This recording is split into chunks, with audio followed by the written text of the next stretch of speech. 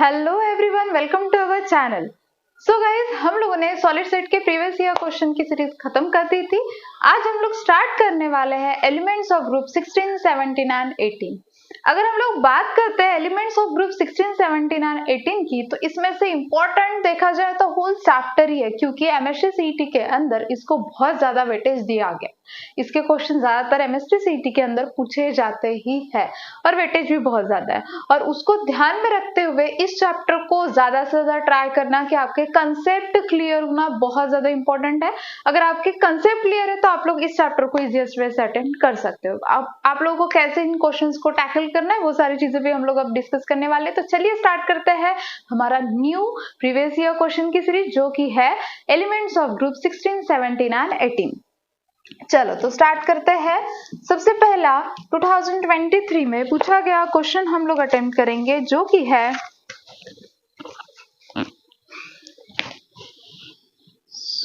Elements of group 16, 17 and 18 PYQ 2023। इसमें सबसे पहला एमसीक्यू हम लोग जो डिस्कस करने वाले हैं वो है आइडेंटिफाई स्ट्रॉन्गेस्ट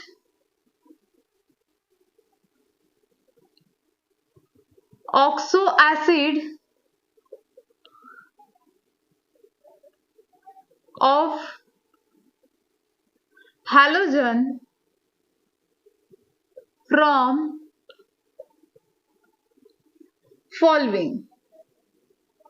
और ऑप्शंस दिए गए हैं हमारे पास। Option A that is hypochlorous acid. Option B है दिया गया क्लोरस एसिड। ऑप्शन सी है chloric acid and option D is perchloric acid. चलो तो एक बार देख लेते हैं विजिबिलिटी क्लियर है या नहीं है। ओके, क्लियर है। So, identify the strongest oxo acids of halogen from following। हम लोगों को आइडेंटिफाई करने को बोला गया strongest oxo acid, clear, oxo acids of halogen from following. अब ऑक्सो एसिड क्यों? क्योंकि ये ऑक्सीजन के एसिड्स रहेंगे। कैसे क्या? तो अगर मैं हाइपोक्लोरस एसिड का स्ट्रक्चर निकालती हूँ तो इसका स्ट्रक्चर आता है HO, यहाँ पे OH और Cl। तो ये जो ऑक्सीजन है उसको हाइड्रोजन आइटम अटैच है, इसी कारण उन्होंने बोला है स्ट्रॉन्गेस्ट ऑक्सो एसिड। ठीक है, किसका फाइंड करना है तुम लोगों को? Strongest oxo acid. Chlorous acid की अगर बात करते हैं तो OH। So guys, hypochlorous acid, अगर इसकी बात हम लोग कर रहे हैं तो हाइपोक्लोरस एसिड का स्ट्रक्चर है OHCl, मतलब ही इसका मॉलिक्यूलर फॉर्मूला है HOCl। वहीं पे अगर क्लोरस एसिड की बात करते हैं तो इसका मॉलिक्यूलर फॉर्मूला रहता है HO2Cl, मतलब स्ट्रक्चर आएगा OHCl double bond O। Clear? Chloric acid का देखते हैं तो OHCl डबल बॉन्ड O। ये किसका आएगा? क्लोरिक एसिड का स्ट्रक्चर। पर क्लोरिक एसिड का स्ट्रक्चर देखते हैं तो OHCl डबल बॉन्ड O, मतलब यहाँ पे टोटल कितने ऑक्सीजन होते हैं? HClO4। पर क्लोरिक एसिड मतलब ये क्लोरिक एसिड मतलब HClO3, और इसका मीनिंग क्या होगा? इसको अगर बेस्ट फॉर्म में लिखते हैं HClO2। क्लियर? अब हम लोगों ने तीनों का स्ट्रक्चर यहाँ पे लिख लिया। अब हम लोगों को बोला गया identify strongest acid oxo acids. Oxo ये वर्ड से कुछ भी कंफ्यूज होने की जरूरत नहीं है। ऑक्सो ये वर्ड ही यहाँ पे इसलिए दिया गया क्योंकि ये ऑक्सीजन के बाजू वाला हाइड्रोजन है, ठीक है। मोस्ट ऑफ द टाइम हम लोग कार्बन के बाजू वाला देखते हैं, जैसे कार्बोक्सिलिक एसिड में देखते हैं, तो वहां पे ये सारी चीजें मेंशन करने की जरूरत नहीं होती है, बट यहाँ पे ऑक्सीजन के बाजू में, इसलिए हम लोगों ने उसको ऑक्सो एसिड बोला है, बस, बाकी कुछ भी नहीं। हाँ, अब देखा जाए एसिड हम लोग किसको बोलते हैं। अगर हम लोग एसिड की बात करते हैं तो एसिड एसिड मतलब जो H प्रोटॉन को इजीली डोनेट करता है उसको हम लोग बोलते हैं एसिड। ये हमारे पास एक सिंपल सी डेफिनेशन है, जो H प्रोटॉन को इजीली डोनेट करता है हम लोग उसको बोलने वाले हैं एसिड। क्लियर। अब यहाँ पे कौन इजीली डोनेट होगा, ये हम लोगों को ढूंढना है। वही स्ट्रॉन्गेस्ट एसिड रहेगा ना, जो H प्रोटॉन को इजीली डोनेट करेगा वो अच्छा खासा एसिड रहेगा, ठीक है। बट उसके पहले ये जो ऑक्सीजन है इसका एक क्राइटेरिया लगेगा कि इस ऑक्सीजन के ऊपर निगेटिव चार्ज कम होना चाहिए, तभी ये हाइड्रोजन इजीली निकल जाएगा। निगेटिव चार्ज लेस होना चाहिए और इसका जो कॉन्जुगेट बेस है वो कैसा होना चाहिए भैया, स्टेबल होना चाहिए, स्टेबल कॉन्जुगेट बेस। अब हम लोग को यही चीज ढूंढनी है कि किसका स्टेबल है और कौन इजीली H प्रोटॉन को देगा। क्लियर। अब देखते हैं आगे। अगर मैं यहाँ पे इसकी बात करती हूँ, इस वाले ऑक्सीजन की, तो इस वाले ऑक्सीजन ने अपने पास के इलेक्ट्रॉन किसको दिए हैं, एक हाइड्रोजन को, एक Cl को। मतलब ऑब्वियस है इसके ऊपर का निगेटिव चार्ज जो है वो तो कैसा है, लेस है लेस। बट ये जो Cl है इसके पास तो लोन पेयर होते हैं, क्या होता है, लोन पेयर। तो ये वाला क्राइटेरिया थोड़ा हम लोग हटा देते हैं क्योंकि कंफ्यूजन इसके थ्रू हो सकता है। ये एक्चुअली कार्बोक्सिलिक एसिड और इधर इंडक्टिव इफेक्ट वगैरह हम लोग उधर अप्लीकेबल करते हैं, चलो इसको तो स्किप करते हैं, बट ये दो क्राइटेरिया को हम लोग अप्लीकेबल करके परफेक्ट आंसर निकाल सकते हैं। तो क्लोरीन, क्लोरीन कैसा है, इलेक्ट्रॉन डोनेटिंग ग्रुप है यहाँ पे है। अगर मैं इसका कॉन्जुगेट बेस निकालती हूँ, देख लो HOCl, होना क्या चाहिए, हाइड्रोजन जाने के बाद ये ऑक्सीजन स्टेबल रहना चाहिए, ठीक है। OCl negative plus H positive. तो अब मुझे बताओ इसका कॉन्जुगेट जो बेस है वह एक्चुअल में स्टेबल है क्या, क्योंकि ऑक्सीजन के ऊपर ये हाइड्रोजन जाने के बाद कौन सा चार्ज आएगा, पॉजिटिव चार्ज आने वाला है, उसको देने वाला सिर्फ एक ही Cl है। क्लियर। तो इसके कारण ये स्टेबल कॉन्जुगेट बेस नहीं दे रहा हम लोगों को। उसके बाद HClO2, इसका भी सेम है, इसका भी कॉन्जुगेट बेस कैसा है, स्टेबल नहीं है, क्योंकि यहाँ पे Cl को देने वाला कौन है, ऑक्सीजन। देन इसकी स्टेबिलिटी होना थोड़ा सा, मतलब बाकियों के कंपैरिजन में, बाकियों के पास, मतलब अगर मैं क्लोरिक एसिड की बात करती हूँ तो यहाँ पे दो ऑक्सीजन है, यहाँ पे देखे जाए तो 3 ऑक्सीजन है, मतलब इस ऑक्सीजन के ऊपर का निगेटिव चार्ज कैसा रहेगा, एज इट इज रहेगा बाकी सबके कंपैरिजन में, ठीक है। तो ये जो ऑक्सीजन है पर क्लोरिक एसिड का, ये मोस्ट सबसे ज्यादा हम लोगों को इलेक्ट्रोनेगेटिविटी शो करेगा, मतलब ये अपने पास के हाइड्रोजन को लॉस भी करता है, फिर भी ये जो ऑक्सीजन है ये कैसा होगा भाई, स्टेबल होगा, क्योंकि उसको देने वाले ग्रुप ज्यादा है, ठीक है। तो इसका पर क्लोरिक एसिड का कॉन्जुगेट बेस देखो क्या बनता है, ClO4 निगेटिव, जो कि कैसा होता है भैया, स्टेबल कॉन्जुगेट बेस है। कैसा है, स्टेबल कॉन्जुगेट बेस। और इसका स्टेबल कॉन्जुगेट बेस होने के कारण हम लोग बोलते हैं स्ट्रॉन्गेस्ट ऑक्सो एसिड कौन रहेगा, पर क्लोरिक एसिड। कौन आने वाला है, पर क्लोरिक एसिड। होप सो आप लोगों को क्लियरली समझ में आ गया होगा। यहाँ पे देने वाला एक भी ग्रुप नहीं, यहाँ पे ऑक्सीजन, यहाँ पे 2 और यहाँ पे 3, ये इलेक्ट्रोनेगेटिविटी को, इसके ऊपर के निगेटिव चार्ज को बढ़ा रहे हैं, मतलब ऑक्सीजन हम लोगों को पॉजिटिव में नहीं चाहिए, किसमें चाहिए, निगेटिव में। तो इसी के कारण हम लोग यहाँ पे बोल रहे हैं कि ये HCl4 का कॉन्जुगेट बेस स्टेबल है, इसी के कारण ये एक स्ट्रॉन्गेस्ट एसिड रहेगा। कौन सा एसिड पर, ऑक्सो एसिड। क्लियर। चलो आगे बढ़ते हैं, नेक्स्ट देखते हैं। नेक्स्ट कौन सा दिया गया है हम लोगों को, नेक्स्ट इसमें बोला गया है second, identify the method used to obtain SO2 gas in industry। ये तो आप लोग थ्योरी भी पढ़ लोगे, फिर भी आप लोग ये क्वेश्चन को अटेम्प्ट कर सकते हो, यहाँ पे कोई भी लॉजिक क्लियर होने की आप लोगों को जरूरत नहीं है। So by burning sulphur in air. Option B is by treating sodium sulfate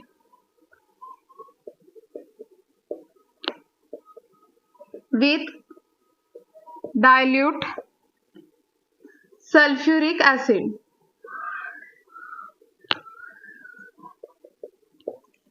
C, by treating sodium sulfate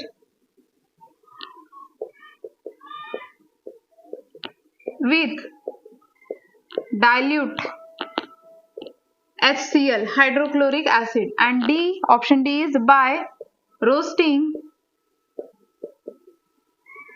zinc sulfide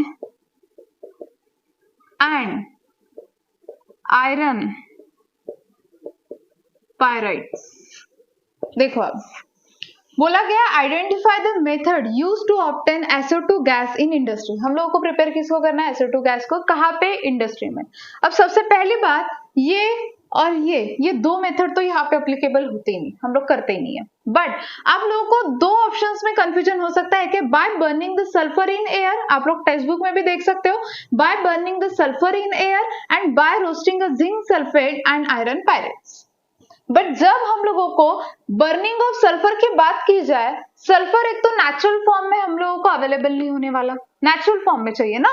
अगर बर्निंग सल्फर कर रहे हैं हम लोग, सल्फर प्लस O2, तो हम लोग को नेचुरल फॉर्म में लगेगा. तो इंडस्ट्री में कहाँ से वो लोग इतने नेचुरल फॉर्म में लाने वाले? तो ऑब्वियसली ये ऑप्शन यहाँ पे ही खत्म होता है, उसका वो मतलब करेक्ट अप्लीकेबल ही नहीं होता वो इंडस्ट्री के लिए. क्लियर? तो by roasting the zinc sulphide and the iron pyrites, क्योंकि ये दोनों के दोनों चीजें हम लोगों को मिनरल्स में माइनिंग की प्रोसेस में मिल जाते हैं, इसलिए इसका करेक्ट ऑप्शन क्या रहेगा? Option D. क्लियर? चलो थर्ड नंबर का देखते हैं. थर्ड में दिया है विच from following is a correct decreasing order of ionization enthalpy of different elements.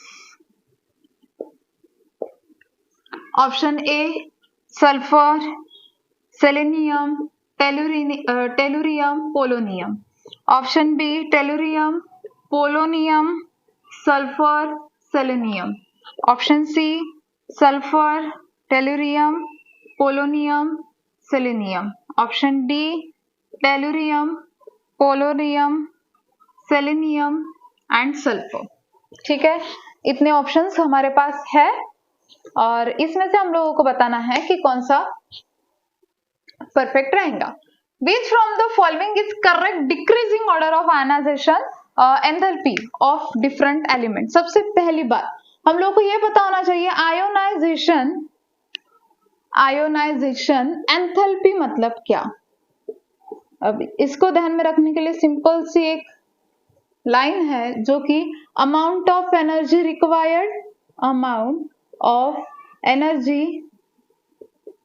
Required to the removal of electron from it's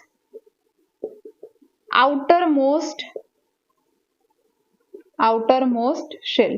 outermost shell से इलेक्ट्रॉन को रिमूव करने के लिए लगने वाली एनर्जी. कहाँ से? आउटरमोस्ट शेल से इलेक्ट्रॉन को रिमूव करने के लिए लगने वाली एनर्जी, मतलब हम लोग उसको क्या बोलने वाले हैं? Ionisation enthalpy. Clear?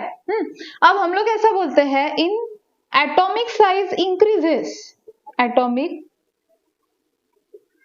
Size increases, ionisation enthalpy decreases. मतलब ये एक दूसरे को कैसे है? इनवर्सली प्रोपोर्शनल है. क्लियर?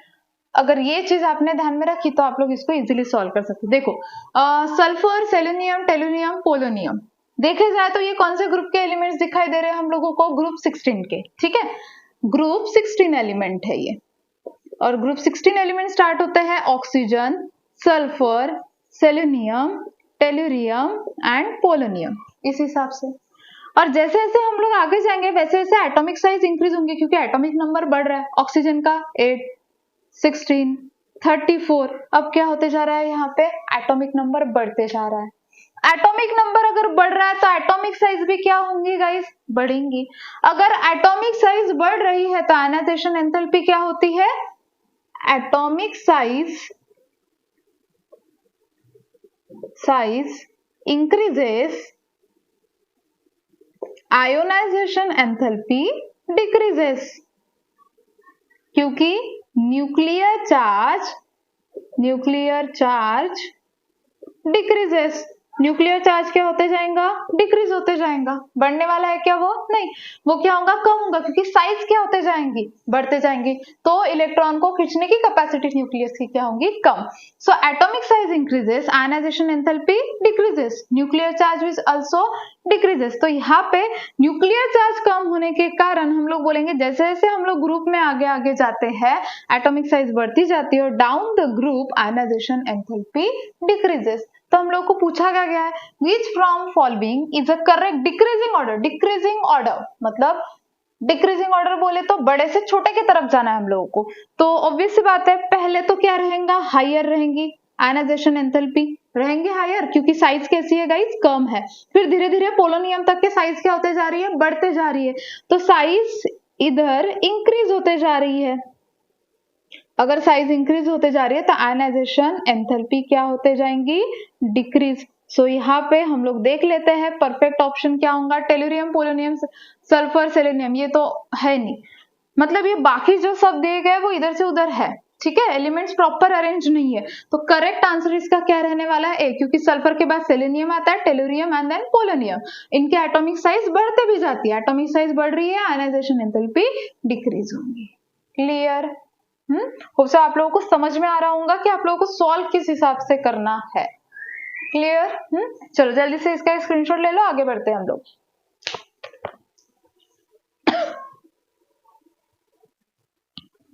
चलिए गाइस आगे बढ़ते हैं। नेक्स्ट देखते हैं हम लोग MCQ, which from following molecule exhibit lowest thermal stability. अब सबसे पहले तो थर्मल स्टेबिलिटी मतलब क्या है? अगर हम लोग बात करते हैं थर्मल स्टेबिलिटी की, तो थर्मल स्टेबिलिटी का मीनिंग क्या होता है कि मॉलिक्यूल स्टेबल होगा at higher temperature. The stability of molecule, stability of molecule at higher temperature. Higher temperature पे जो मॉलिक्यूल स्टेबल होते हैं उनको टेम्परेचर देने के बाद, ठीक है, उनको हम लोग बोलेंगे स्टेबिलिटी ऑफ थर्मल स्टेबिलिटी। अब देखा जाए ऑप्शन में H2O, H2TE, H2SE and H2S। अब हम लोग पहचानेंगे कैसे कि किसकी थर्मल स्टेबिलिटी ज्यादा रहेंगी, क्या पैरामीटर्स है हमारे पास। देखो, तो सबसे पहले ये तो आते हैं सबके सब ग्रुप 16 के अंदर। सबसे पहले आता है ऑक्सीजन जिसका एटॉमिक नंबर है 8, देन आता है हमारे पास sulphur, then selenium and then tellurium. Sulphur की अगर मैं बात करती हूँ तो sulphur atomic number 16, selenium atomic number 34, और वही अगर टेलुरियम की बात करते हैं तो एटॉमिक नंबर इसका जाता है 52। ठीक है, अभी अगर हम लोग ध्यान से देख रहे हैं ये बॉन्ड किसके साथ बना रहे हैं? हाइड्रोजन के साथ, मतलब ये किसके साथ? हाइड्राइड के साथ। क्लियर? अब देखो ऑक्सीजन की एटॉमिक साइज कम है, एटॉमिक साइज डिक्रीजेस, तो मुझे थर्मल स्टेबिलिटी मतलब ही H2O के बॉन्ड को, जो ये बॉन्ड है उसको ब्रेक करने के लिए एनर्जी ज्यादा लगेंगी, क्योंकि दो मॉलिक्यूल्स है, दो एटम्स है, उनकी साइज कैसी है? कम है। अगर दो एटम्स के बीच की साइज कम है तो न्यूक्लियर चार्ज कैसा होता है? उनके बीच का ज्यादा होगा। तो न्यूक्लियर चार्ज ज्यादा होने के कारण उनके बॉन्ड को तोड़ने के लिए मुझे एनर्जी क्या लगेंगी? ज्यादा। मतलब इनकी थर्मल स्टेबिलिटी भी क्या होंगी? ज्यादा, क्योंकि वो बोला है stability of molecule at higher temperature, thermal stability मतलब, तो ऑक्सीजन को तो हायर टेम्परेचर लगेगा, तो इसलिए हम लोग बोलेंगे atomic size decreases, bond dissociation energy increases. भाई बॉन्ड को डिसोसिएट करने के लिए एनर्जी क्या होंगी, बढ़ेंगी। फिर bond dissociation energy increases, thermal stability increases, thermal stability भी क्या होंगी, इंक्रीज होंगी, जिसके कारण हम लोग बोलेंगे oxygen to tellurium thermal stability क्या होते जाएंगे गाइस, डिक्रीज होते जाएंगे, क्योंकि एटॉमिक साइज क्या हो रही है, बढ़ रही है। Atomic size increases, thermal stability decreases. चलो यहाँ पे एक पॉइंट लिख ही लेते हैं, मैं नीचे लिख देती हूँ फोर्थ का, ठीक है। Atomic size is inversely proportional to the thermal stability। और यहाँ पे अगर मैं H2 की देखती हूँ तो इसका क्या बोलेंगे, एटॉमिक साइज कम है, छोटी है, एटॉमिक साइज कम होने के कारण इसकी थर्मल स्टेबिलिटी तो ज्यादा होंगी, तो ये तो आने नहीं वाला, क्योंकि हम लोगों को पूछा गया which from the following molecule exhibit lowest thermal stability. हम लोगों को थर्मल स्टेबिलिटी कैसी चाहिए गाइस, लोवेस्ट चाहिए, तो H2 तो बाहर हो गया। देन H2T टेलुरियम, इसका एटॉमिक नंबर कैसा है, सबसे ज्यादा, क्योंकि सेलेनियम एंड सल्फर का टेलुरियम से कैसा है भाई, कम है। सो ऑब्वियसली इसका आंसर क्या मिलने वाला है, जिसका एटॉमिक साइज ज्यादा उसकी थर्मल स्टेबिलिटी कम। सो लोएस्ट थर्मल स्टेबिलिटी हम लोगों को यहाँ पे शो करेगा H2Te। क्लियर। और अगर किसी ने पूछा गया आप लोगों को, हो सकता है इस बार लोएस्ट दिया, नेक्स्ट टाइम हाईएस्ट है, कुछ भी हो सकता है। अगर हाईएस्ट पूछा जाता है तो हाईएस्ट थर्मल स्टेबिलिटी किसकी रहेंगी, H2O की, क्योंकि उसके एटॉमिक साइज कम है, बॉन्ड डिसोसिएशन एनर्जी ज्यादा रहेंगी। बॉन्ड डिसोसिएशन एनर्जी अगर ज्यादा है तो थर्मल स्टेबिलिटी क्या होंगी, यहाँ पे इंक्रीज होंगी, इसलिए। क्लियर। आगे बढ़ते हैं। Which noble gas element from following exhibit highest number of different oxidation state. पहले बात तो ये सब नोबल गैस है, मतलब ग्रुप 18 एलिमेंट, इनर्ट गैसेस, ये ऑलरेडी स्टेबल होते हैं, इनका ऑक्टेट पहले ही कंप्लीट होता है। फिर कौन ऐसा है, तो क्रिप्टॉन, आर्गॉन एंड नियॉन, इनकी स्टेबिलिटी या फिर इसका ऑक्सीडेशन स्टेट हम लोग पूरे बुक में चैप्टर में देखते ही नहीं है और निकालते भी नहीं, क्योंकि वो हाईली स्टेबल है। सो हम लोग देखते हैं जेनॉन का, क्या क्या होता है जेनॉन का, तो जेनॉन का +2, +4, +6 ऑक्सीडेशन स्टेट ये हम लोगों को शो करता है। क्लियर। और इसके मॉलिक्यूल्स भी देखते हैं हम लोग, XeF2 देखे होंगे तो XeF4, XeF6 है, मतलब इसका ऑक्सीडेशन स्टेट शो होता है सिर्फ और सिर्फ नोबल गैसेस में, जेनॉन का। चलो आगे बढ़ते हैं। आइडेंटिफाई द फॉल्स स्टेटमेंट, तुम लोगों को रॉन्ग स्टेटमेंट को ढूंढना है। First statement from following, boiling point of sulphur is lower than oxygen. सबसे पहली बात, बॉइलिंग पॉइंट ये हम लोग लिख रहे हैं 6th के लिए, ठीक है। बॉइलिंग पॉइंट हमेशा ध्यान में रखना, boiling point is directly proportional to the atomic number या फिर atomic size. Atomic size increases, boiling point will also increases. इन्होंने बोला है boiling point of sulfur is lower than oxygen. Is it correct? Sulphur का atomic size कितना है, atomic number है 16, oxygen का 8, भाई इसके डबल है। तो देखा जाए तो सल्फर का boiling point of sulphur is lower than oxygen बोला गया है। ऐसा हो सकता है क्या, सल्फर का बॉइलिंग पॉइंट कम हो सकता है ऑक्सीजन से, नहीं, तो फॉल्स है। बट फिर भी आगे के हम लोग देख लेते हैं। Ionization enthalpy of group 16 elements gradually decreases from top to bottom, ये तो बिल्कुल करेक्ट है। 16 एलिमेंट में हम लोगों ने अभी एक एमसीक्यू देखा था जहां पे ऑक्सीजन, सल्फर, सेलेनियम, टेलुरियम थे, तो हम लोगों ने बोला भी है कि in group ionization enthalpy decreases, तो ये तो परफेक्ट है। Group 16 element have lower ionization enthalpy than group 15, ये भी करस्पॉन्डिंग टू द पीरियड के साथ कंपैरिजन करते हो, ये भी परफेक्ट है। Oxygen has highest electronegativity next to fluorine amongst all the element, ये भी परफेक्ट है। ऑक्सीजन की हाईएस्ट इलेक्ट्रोनेगेटिविटी होती है as compare to fluorine. So obvious है इसका ऑप्शन क्या आने वाला है, ऑप्शन ए। रीजन यही पे हम लोगों को क्लियर हो जाता है। Then which element from following does not belonging to chalcogen family. Chalcogen मतलब कौन सा ग्रुप, ग्रुप 16। इसके साथ ये बिलोंग नहीं करता। अब भी हम लोगों ने देखा oxygen, sulphur, selenium, tellurium, polonium, ये किसके अंदर आते हैं? ग्रुप 16 के अंदर। तो कौन नहीं आ रहा देख लेते हैं, कौन है? 80, that is answer 16, halogen family का मेंबर है वो, इसीलिए। Which from following is a correct decreasing order of ionization enthalpy for different elements? अब यहाँ पे गाइस थोड़ा सा कंफ्यूजन ऐसा हो सकता है, क्योंकि अगर हम लोग ऑप्शंस देखते हैं ना, तो ये ग्रुप 18 के एलिमेंट है, सल्फर देखा जाए तो सल्फर आ रहा है ग्रुप 16 से, और क्लोरीन जा रहा है हैलोजन से। मतलब हम लोगों को एक ग्रुप के एलिमेंट्स दिए हैं क्या यहाँ पे? नहीं। तो कंफ्यूजन हो सकता है, बट सिंपल है, आप लोगों को सोचना कैसे वो भी बता दूंगी।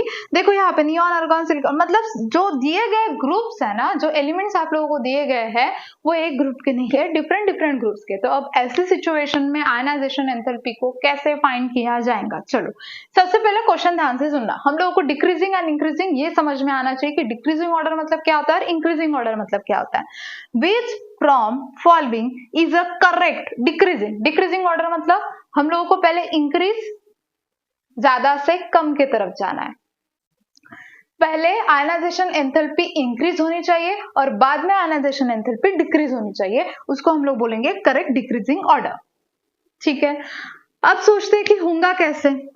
चलो, तो अगर हम लोग 8th क्वेश्चन को डिस्कस करते हैं तो पहला मैं ऑप्शन ले लेती हूँ। यहाँ पे पहला है अर्गॉन, नियॉन, सल्फर एंड क्लोरीन। ठीक है, हर एक का मैं एटॉमिक नंबर भी आपके सामने रख देती हूँ। अगर मैं नियॉन की बात करती हूँ, इसका एटॉमिक नंबर 10 है। अर्गॉन की बात करते हैं तो इसका एटॉमिक नंबर है 18, सल्फर की बात करते हैं तो 16 एंड क्लोरीन की बात करते हैं तो 70। ठीक है, ऐसा इसका एटॉमिक नंबर है। अब इन सब एटॉमिक नंबर को अगर ध्यान से देखते हैं तो नियॉन मोस्ट स्टेबल होगा, क्योंकि नियॉन के कंपैरिजन में नियॉन और अर्गॉन, इन दोनों का अगर अर्गॉन को हम इन दोनों को कंपेयर करते हैं तो अर्गॉन की साइज बड़ी है। ठीक है, मतलब आयनाइजेशन एंथैल्पी मतलब हम लोगों ने क्या बोला था? Amount of energy required to removal of electron. Electron को रिमूव जो हम लोग करेंगे तब जो एनर्जी लगेंगी उसको बोलते हैं आयनाइजेशन एंथैल्पी। सो यहाँ पे नियॉन, अर्गॉन, सल्फर और क्या दिया है हम लोगों को? क्लोरीन दिया है। नियॉन, अर्गॉन। अब नियॉन की साइज कम है, कैसे कम है देख लो। नियॉन मैं सिंपल सा इलेक्ट्रॉनिक कॉन्फ़िगरेशन ले रही हूँ अकॉर्डिंग टू द के एलिमेंट, बहुत बड़ा लेने की भी जरूरत नहीं, हम लोगों को वहां पे आंसर बड़े बड़े लिखने नहीं है, सिर्फ बताना है कैसे, कौन सा परफेक्ट वो आइडेंटिफाई करते आना चाहिए। नियॉन, पहले तो मैंने क्या कर लिया, यहाँ पे जो ऑरेंज है ना उनके एटॉमिक नंबर मैंने लिख लिए। ठीक है, अब देखते हैं नियॉन की साइज इतनी, अर्गॉन की उससे बड़ी, सल्फर की अगर मैं बात करती हूँ तो सल्फर में 2,8,6 और क्लोरीन में 2,8,7। ठीक है, 2,8,7। तो इन तीनों में तो आप असली जंग होंगी। क्यों? क्योंकि यहाँ पे 18 है, सल्फर है और क्लोरीन है। इन तीनों का, अर्गॉन और सल्फर और क्लोरीन, इनकी साइज देखो सेम है। अब कैसे करना? हाँ ठीक है, नियॉन का तो सबसे पहले नियॉन आने वाला है, ये चीज तो हमारे लिए क्लियर हो जाती है। नियॉन के बाद सबसे ज्यादा स्टेबल कौन है? अर्गॉन है, अर्गॉन है ना। इसको भी यहाँ से भी इलेक्ट्रॉन्स को निकालने के लिए क्या लगेंगी हम लोगों को? एनर्जी ज्यादा लगेंगी, बट पहले नियॉन लिया क्योंकि नियॉन की साइज कैसी है? कम, तो सबसे ज्यादा एनर्जी किसको लगेंगी? नियॉन को। नियॉन के बाद अर्गॉन। अब जंग आती है सल्फर और क्लोरीन के बीच में, किसको ज्यादा लगेंगी, है ना। इन दोनों के बीच में यहाँ पे रहेगा कि एक तो सल्फर को लगेंगी या फिर किसको लगने वाली है? यहाँ पे क्लोरीन को लगने वाली है। तो अगर हम लोग इन दोनों की बात करते हैं, सल्फर और क्लोरीन में एटॉमिक साइज तो दोनों की कैसी है गाइज? यहाँ पे सेम है, तो दोनों की साइज सेम है। तो एक सेकेंड, इसको हम लोग चेक कर लेते एक बार।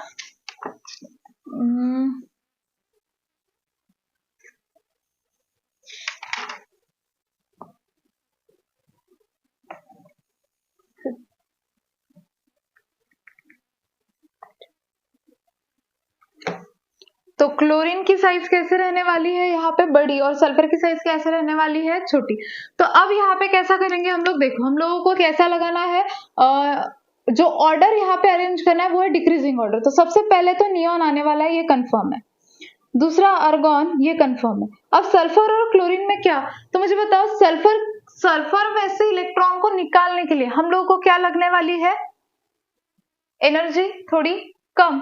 और क्लोरीन, क्लोरीन अगर देखा जाए तो इसके वैलेंसी सेटिस्फाइड है क्या, नहीं, तो डिक्रीजिंग ऑर्डर देना है तो क्लोरीन कैसा जाएगा पहले, क्योंकि क्लोरीन के पास इलेक्ट्रॉन ज्यादा है और सल्फर के पास कैसे है, इलेक्ट्रॉन कम। तो इसका परफेक्ट आंसर क्या रहने वाला है, B, neon, argon, chlorine and sulphur. ठीक है, रीजन क्या रहेगा, एक तो ग्रुप 16 और 17 की भी आप लोग बात कर सकते हो।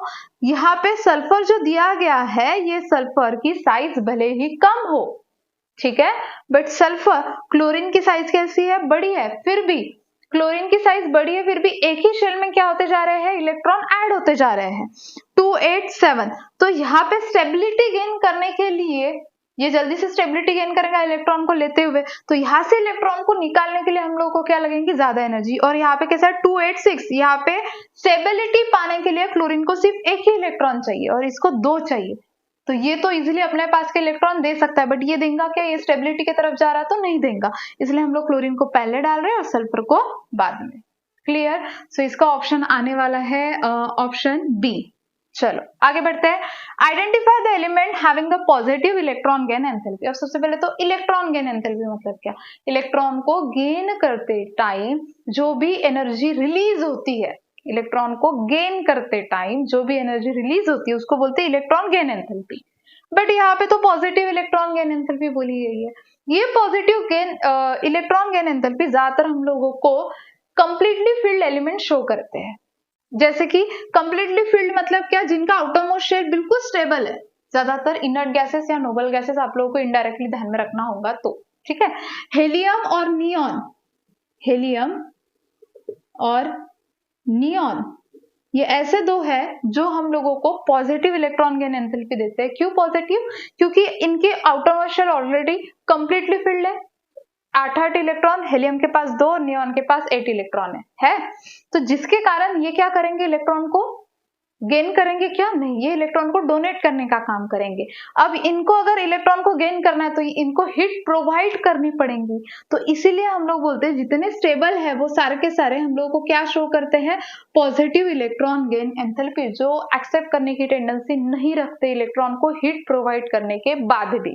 क्लियर, बाकी तो देख लो, इसकी 1 वैलेंसी, इसको जरूरत ही है कि इलेक्ट्रॉन की, सल्फर को भी है, ऑक्सीजन को भी, तो ये सारे क्या करेंगे, इलेक्ट्रॉन को गेन करेंगे। नियॉन करने वाला है क्या, नहीं। क्लियर, सो ये थे 9। अब इसके आगे के भी देखने, हो आप लोगों को ये वाला कंसेप्ट समझ में आया होगा, क्योंकि यहाँ पे ही बहुत सारे बच्चों को कंफ्यूजन होता है कि किसको पहले लेना है किसको बाद में। तो क्लोरीन और सल्फर ध्यान में रखना, क्लोरीन स्टेबिलिटी की तरफ जा रहा है, इसलिए हम लोगों ने क्लोरीन को पहले लिया और सल्फर को बाद में लिया। क्लियर, तो ये था परफेक्ट डिक्रीजिंग ऑर्डर। चलो आप लोग जल्दी से इसका स्क्रीनशॉट ले लो, आगे बढ़ते हैं हम लोग।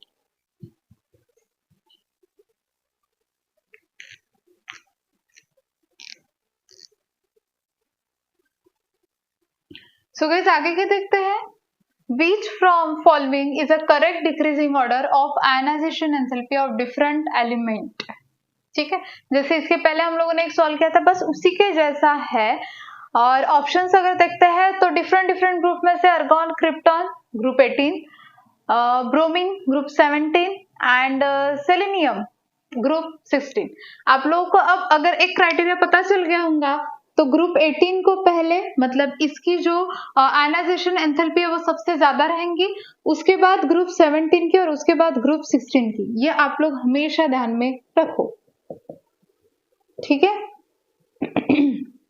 बस आप लोगों को अगर 2 ग्रुप 18 के दिए जाते हैं उसके बीच में थोड़ा सा क्या है वो करना, कैसे क्या करना है मैंने आप लोगों को बताया कि अर्गॉन की एटॉमिक साइज कम होती है एज कंपेयर टू क्रिप्टॉन, तो अर्गॉन पहले जाएगा, क्रिप्टॉन बाद में जाएगा, फिर जाएगा ग्रुप 17 ब्रोमीन एंड देन जाएगा सेलेनियम ग्रुप 16 एलिमेंट। बाकी रीजन हम लोगों ने देखे है कि एक्स्ट्रा स्टेबिलिटी की तरफ जाने वाला होता है ब्रोमीन, उसको सिर्फ एक इलेक्ट्रॉन की जरूरत होती है स्टेबिलिटी के लिए, इसलिए हम लोगों ने ब्रोमीन को पहले डाला है और सेलेनियम को बाद में डाला है। क्लियर, तो इसका ऑप्शन रहेगा option A. Which among the following statement is not correct about group 16? Not correct. These show oxidation state from -2 to +6। Obvious बात है, ग्रुप 16 है, आउटरमोस्ट वैलेंस शेल में कितने इलेक्ट्रॉन होंगे 6, तो ये शो ही कर सकता है। The stability of +6 oxidation state increases down the group। Stability show होंगी +6 ऑक्सीडेशन स्टेट के साथ, करेक्ट है। The stability of +4 oxidation state increasing down the group, जैसे जैसे हम लोग ग्रुप में आगे आगे आगे आगे जाते जाएंगे, ग्रुप 16 के अंदर +4 स्टेबिलिटी क्या होते जाएंगी, यहाँ पे इंक्रीज होते जाएंगी, क्लियर, क्योंकि कम कम होते जाएंगे ना देने की टेंडेंसी, उसके कारण। Bonding in +4 and +6 oxidation state are primarily covalent, ये रॉन्ग है। जैसे कि हम लोग +4 और +6 की बात करते हैं ऑक्सीडेशन स्टेट की, तो इस स्टेट में ये कोवैलेंट बॉन्ड का फॉर्मेशन करता है, ऐसा बोला गया, ये बिल्कुल भी नहीं है। अगर हम लोग देखते हैं जैसे कि फॉर एग्जांपल हम लोगों ने अभी देखा था H2Se, H2O, इस फॉर्म में मतलब +2 ऑक्सीडेशन स्टेट में ये हम लोगों को क्या शो करता है, covalent bond. But higher oxidation state में ये ज्यादातर हम लोगों को आयोनिक बॉन्ड या फिर मेटालिक बॉन्ड फॉर्म करने का मतलब दिखाते हैं, कौन से बॉन्डिंग का फॉर्मेशन करता है, आयोनिक बॉन्ड और मेटालिक बॉन्ड। तो इसलिए ये तो स्टेटमेंट है कंप्लीटली रॉन्ग है, तो परफेक्ट आंसर इसका रहेगा D. Then 12 number, identify the elements having a analogous behavior as compared with the other members of group. Analogous behavior, पहली बात तो क्लोरीन, ब्रोमीन और आयोडीन दिया गया है, और हम लोगों को दो ही एनालॉगस बिहेवियर है बुक के अंदर, एक है ऑक्सीजन और दूसरा क्या है, फ्लोरीन। फ्लोरीन क्यों एनालॉगस बिहेवियर देता है, सबसे छोटी एटॉमिक साइज होती है उसकी, हायर इलेक्ट्रोनेगेटिविटी होता है, बाकी सबकी साइज कैसी है, बड़ी है, तो इसलिए हम लोग बोलेंगे कि आंसर क्या रहेगा इसका A, fluorine analogous behaviour show करता है अदर के कंपैरिजन में। Then 13 number, which from following elements belonging to the group 17, कौन सा ऐसा एलिमेंट है जो ग्रुप 17 के साथ बिलोंग करता है, टेलुरियम ग्रुप 16, ये भी नहीं है यहाँ पे, ये तो शायद 18 के अंदर जाएगा, शायद से, कंफर्म नहीं हूं मैं। देन जिंक बोला जाए तो डी ब्लॉक एलिमेंट, तो एक ही बचता है AT, fluorine, chlorine, bromine, iodine and astatine, AT, तो ये किसके अंदर जाता है, ग्रुप 17 के अंदर, क्लियर। सो गाइज ये थे एलिमेंट्स ऑफ ग्रुप 16, 17, 18 के प्रीवियस ईयर क्वेश्चन। हम लोगों ने प्रीवियस ईयर की फर्स्ट सीरीज कंप्लीट कर दी है, थोड़े से और बाकी जितने भी बचे कुछ है वो रिमेनिंग जितने भी एमसीक्यू है वो हम लोग देखने वाले हैं नेक्स्ट वीडियो के अंदर। अगर आप लोगों को ये वीडियो अच्छी लगी होंगी तो प्लीज चैनल को लाइक, शेयर और सब्सक्राइब करना मत भूलिए, और प्लीज ऐसे सपोर्ट करते रहिए। Thank you so much.